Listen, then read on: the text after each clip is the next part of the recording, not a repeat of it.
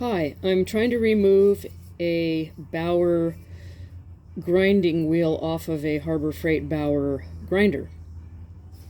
So, first of all, you have to push this button on top to lock it. So, to lock it.